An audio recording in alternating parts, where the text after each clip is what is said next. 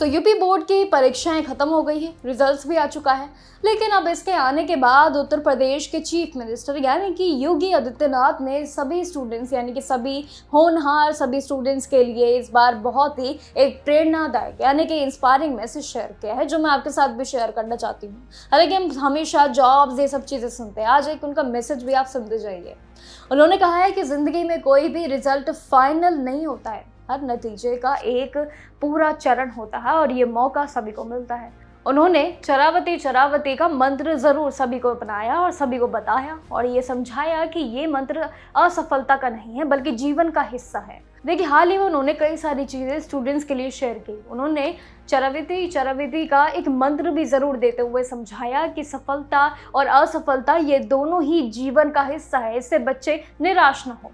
और असली जीत उन सभी के लिए होती है जो नतीजे को लेकर ज़्यादा फिक्र नहीं करते हैं। उन्हें ये मैसेज ज़रूर दिया है।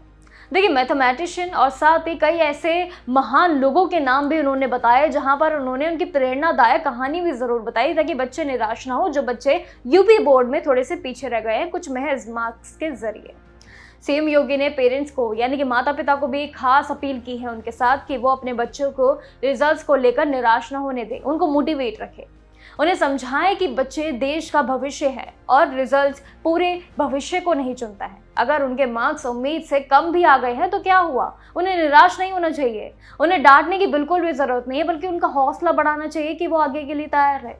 पेरेंट्स को सलाह दी गई है कि वो बच्चों को इंटरेस्ट और उनकी ताकत यानी कि उनकी जो स्ट्रेंथ है उनको जांचे, उनको समझाए कि कैसे वो अपने मनपसंद करियर को चूज कर सकते हैं और किस तरीके से वो आगे उनको गाइड कर सकते हैं अपने बच्चों को। सीएम का ये भी मानना है कि अगर बच्चों को सही सपोर्ट मिले तो वो हर पड़ाव को पार कर सकते हैं। उनका टैलेंट कोई नहीं छीन सकता उनसे, वो आगे चलकर बड़े मुकाम तक जरूर पहुंचेंगे। और इस साल यूपीएमएसपी कक्षा 10वीं और 12वीं के रिजल्ट यानी कि नतीजे जो देखने को मिले 23 अप्रैल को, वो वाकई में देखने लायक थे, जिसमें लगभग 52 लाख से भी ज्यादा उम्मीदवार शामिल थे इस पूरी परीक्षा प्रक्रिया में। और ये स्टैटिस्टिक्स की अगर हम बात करूं यानी डेटा को लेकर, तो यहाँ पर कक्षा 10वीं और 12वीं के पास परसेंटेज यानी कि 10वीं के 90.42%, वही 12वीं के 80.38% स्टूडेंट सफल रहे। बहुत बड़ा एक रिकॉर्ड। वहीं सीएम योगी ने कई तरीके के बच्चों को और सभी माता पिताओं को अलग अलग तरीके के मैसेज दिए कि बच्चों पे प्रेशर आज के टाइम में तो बिल्कुल भी ना दिया जाए और ये साबित करें कि अच्छे मार्कशीट बच्चे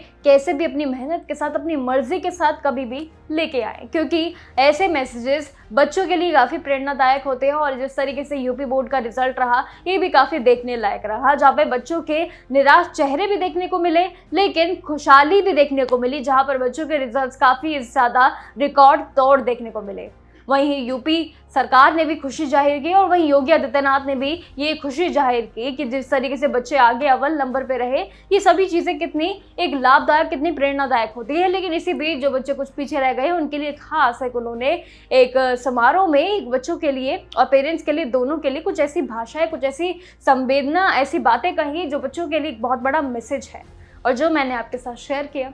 आई होप कि अगर आप भी या स्टूडेंट्स हैं या फिर आप भी अगर उनके माता पिता हैं तो आप भी अपने बच्चों को थोड़ा सा मोटिवेट रखें और साथ ही बच्चों के साथ हमेशा से मिलकर रहें, बच्चों की ख्वाहिशों को जानें और बच्चों के अंदर जो भी चीज़ें चल रही हैं, किस तरीके के उनकी इंटरेस्ट है खेल को लेकर, पढ़ाई को लेकर, उनको ज़रूर जानें और साथ ही उनको सपोर्ट भी करें।